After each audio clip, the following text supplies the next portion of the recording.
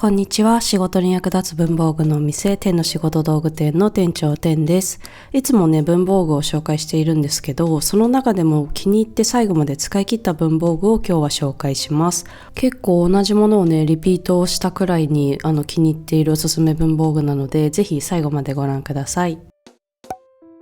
使い切った文房具一つ目はこちら、トラベラーズファクトリーのスパイラルリングノート窓付き封筒660円です。こんな感じで1ページずつ窓がついていて、これが合計12枚入っています。一つずつがね、封筒になっているので、上から紙物を入れることができます。私は昔から旅行が好きで、その記録を残しておきたいと思って、こんな感じでね、いろいろ試行錯誤をしていました。で、学生時代から会社員にかけて、時間を作ってはね、47都道府県巡って、当時はデジタルで旅の記録を残してたんですけど、一回作ったらもう見ることもなく封印していたので、もっと気軽に見れるアナログで管理できるものないかなといろいろ試してはね、うまくいかず、でそんな中で出会ったのがこの窓付き封筒。旅先でゲットしたショップカードとかポストカード、あとは美術館の入場チケット、フライトチケットと、あとは鉄道の切符とか、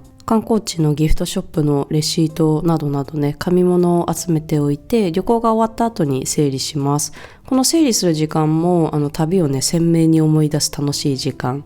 で、あとはこの窓付き封筒に入れていくだけ。もうほんと簡単。すぐにね、旅行ログを作れるので気に入っています。で、旅行以外にも家族イベントなどの思い出だったりとか、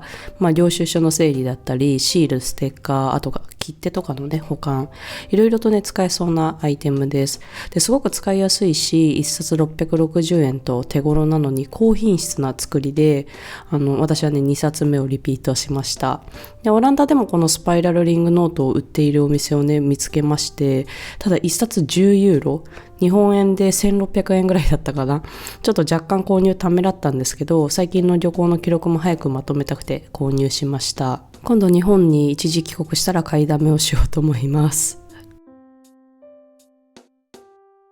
使い切った文房具2つ目は、ダイゴーのスグログアイディア文具女子博限定の博押しデザインです。文具女子博ポップアップイン博多でゲットしました。確か770円くらいだったかなと、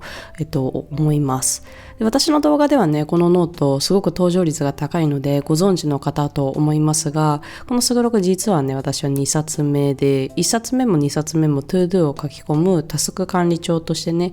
使い切りました。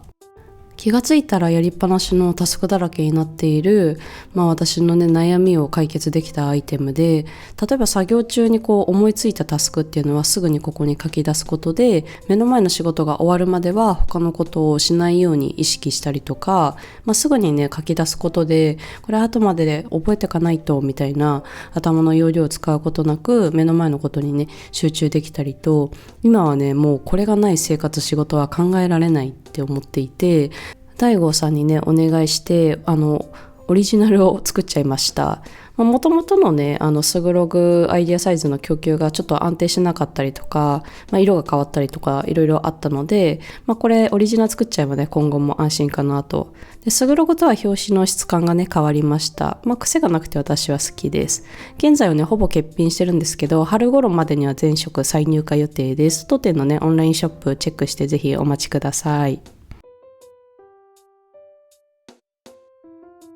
次の使い切り文房具はリヒトラブのキューブフィズコレクションケースです。なんかちょっと使い切ったっていうニュアンスで合ってるかわかんないんですけど、スタンプ収納として使っていて1箱パンパンになったので追加でリピート購入しました。木製のゴム印はすべてケースに収納していて、よく使うスタンプをいくつかだけね、デスクの収納ケースに入れています。で、今後もね、増え続けたらこのキューブフィズ買い足したいなと思ってるんですけど、なんかこの商品の販路がちょっと縮小してるような気もするので、いくつかね、ストックしておくべきか今悩んでいるところです。箱は大きめで厚みもあるので、大きいスタンプもね、問題なく収納できています。で、上から見た時にすぐ中のものがわかる窓付きの箱なので、それがね、すごく利便性が抜群だなと思っています。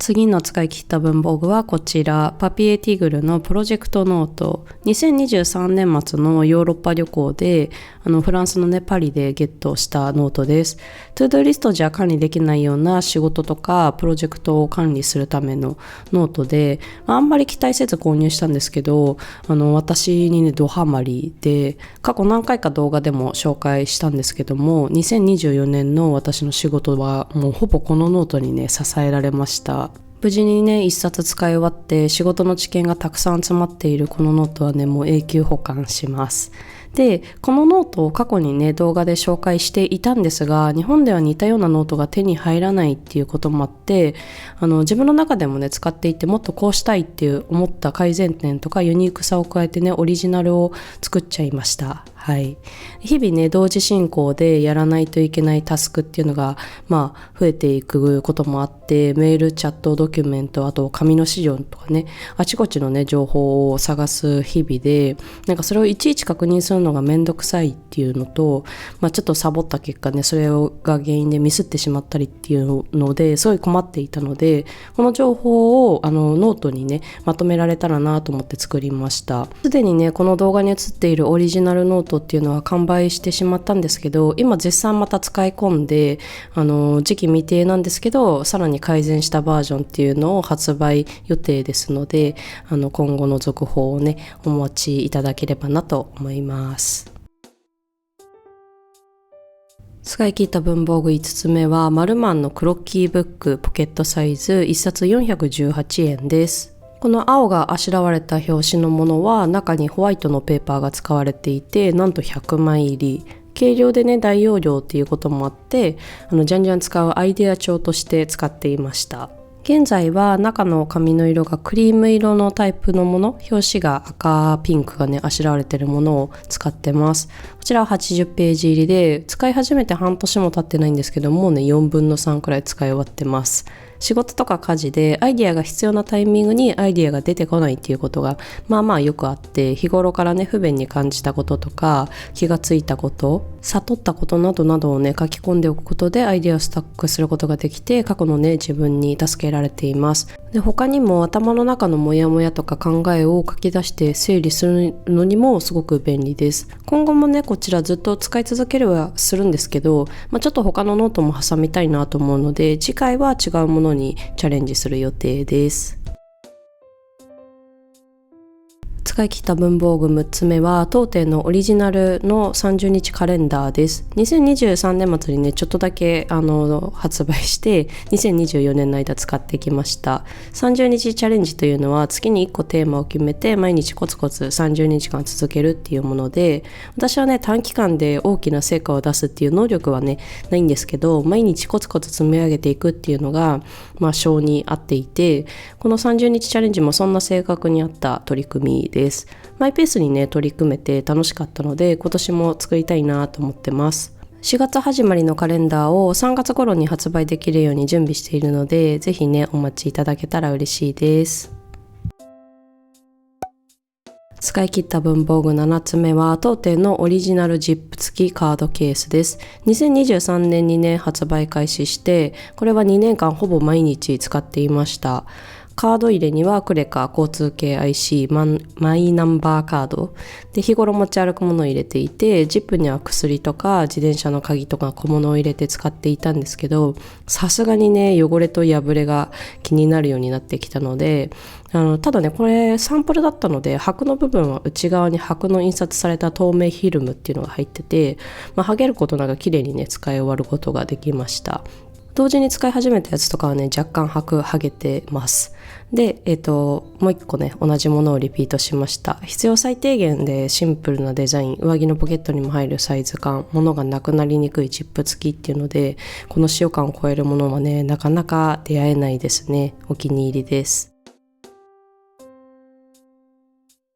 使い切った文房具、最後は万年筆のインクカートリッジです。私は日記をね万年筆でつけているので、インクの減りも早くて、空のカートリッジがねこんなに、万年筆のね様子をチェックしがてら文房具を最後まで使うことのメリットを感じたことをねちょっとお話ししていこうかなと思います。